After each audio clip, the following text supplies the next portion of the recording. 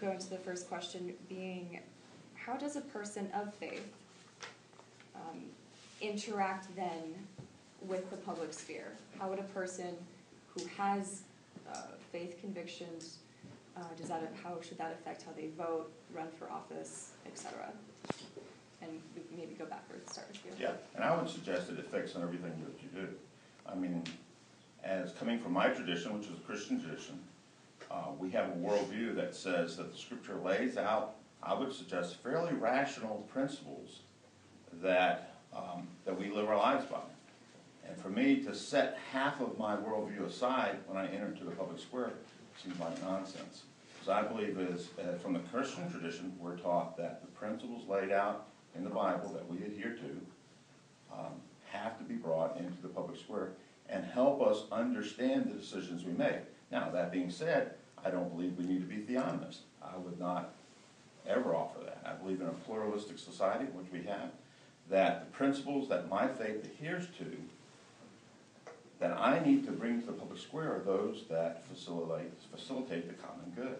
And so, to me, it seems logical that I'm able to bring my full worldview into the common public square. Well, again, I'd like to begin by defining the terms. When we say public sphere, I am not restricting myself to the public square. I'm going to deal with anything that involves, open public activity, anything outside of what happens inside my house or inside the houses of my friends when I'm visiting them, or inside private clubs. It's something where you put up a little fence around and said, outsiders keep out. So that's a very broad area. And in that broad area, I don't think you can exclude your faith. Nor do I think it's desirable. But let me first say a few words about the definition of the word faith. Of course, we're mainly interested in religious faith here, but I think we have to identify that a lot of people have faith in things, may not be religious. A scientist, for example, whether he's religious or not, has a faith in that fact that the laws of nature are to some significant and important degree knowable and quantifiable. Because if he doesn't, he's not going to be able to do his work. And that's an act of faith, by which I mean he holds that even when the current theory that he's embracing or exploring seems not to account for the facts adequately. He believes that there is a theory, whether it's refining the one he's working on or some other theory that has to replace it, that the facts are knowable. Now, what makes religious faith different from other forms of faith is, I think, that they are teleological. They are either involve categorical imperatives about what is right and what is wrong, or they have something to say about way, way down the road the consequences of one's actions, other than the immediate consequences that may be readily apparent. And in most religions, those two combine together. One is assured that if you do the right thing, you will come to a happy place in the end. And this applies even to those religions that have no particular theology. For example, the sect of Buddhism that denies the existence of creator gods still believes in a right path, and therefore has a teleological statement about the consequences of following the right path. That belief, I think, serves one very well when one gets involved in the public affairs, not only in the way that Ed alluded to in his introductory comments. You should be honest, and you should be concerned for other people, and so on and so forth, but also in the important way that you cannot succeed by cheating. It's not sufficient to appear honest. In other words, it's a protection against a utilitarianism that easily degenerates into opportunism. Yeah, I'd just say that, again, I disagree with Dean, I think, a little bit on how we define faith. A scientist does not have faith.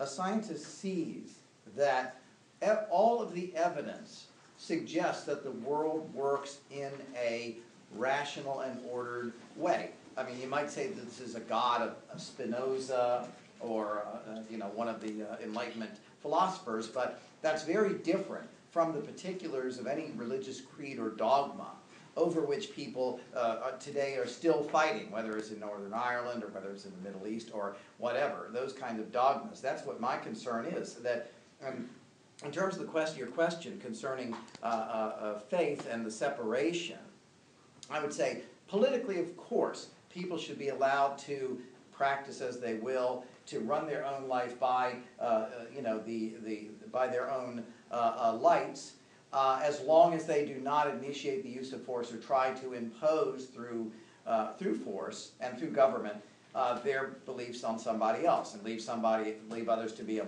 Muslim, a Jew, or whatever it is, a secularist like myself. But I understand also, and this might lead to your second question, that it would be impossible for me to ask Dean or to ask anybody else to put your religious beliefs aside when we start discussing, say, ethical matters, okay, or political matters. But what I would say is that when we're on that ground, the fact that you say, well, my holy book says X, Y, and Z, that's not going to be enough in the public square. That's where you have to step onto the ground of reason and say, well, I get it from here, but here are the reasons why I think this is correct. And then people like myself would say, well, you know what? What you say about the importance of work and so forth, I happen to think is right. Whereas what you say about some other matter I think is wrong, and therefore you shouldn't tell gay people that they can't do X, Y, and Z. So when you're in the public square, I mean, you can say anything you want, but I would suggest that what you want to do is have the common ground as being reason, evidence, critical thinking. That's what makes for a free and flourishing culture. Well, and that's interesting. You use the word impose. Mm-hmm. Pope Benedict, to be specific, recently said that the Catholic Church does not impose its idea, but proposes their ideas. Is there a difference between proposing ideas and imposing ideas in terms of public policy? Yeah, I think obviously it is. I think it's interesting that Catholics should know very well the difference, because they were on the other side of the equation in Europe long ago, and I think they learned a lesson from that.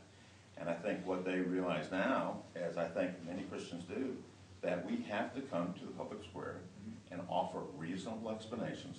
One of the things, particularly that that concerns me about my tradition, once again the Christian tradition, is unfortunately in the last 100 years we've been too well known for what we've been against.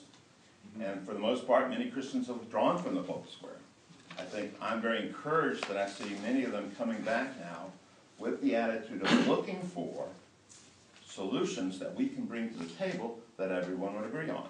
Now, obviously, there are times when we get to a point where we say we can't cross this line because of what we believe, and I think sometimes that makes for some interesting conversations.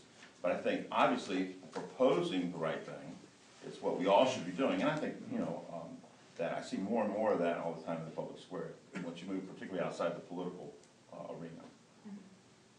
Is there a difference between propose and impose?